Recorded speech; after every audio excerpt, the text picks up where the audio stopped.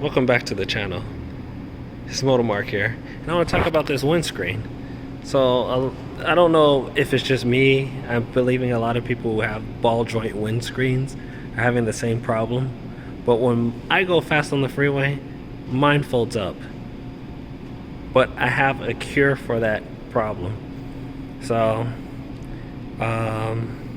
what I did, I ended up putting Loctite on the ball joints, and they're pretty solid now.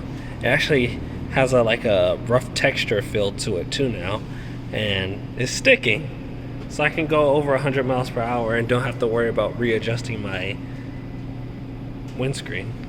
So another thing you may notice is that I have the little trim. See this trim right here?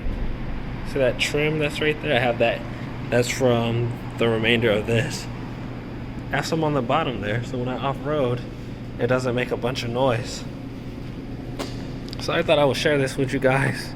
It's just a little life hack so that you guys can actually have your windscreen and enjoy it.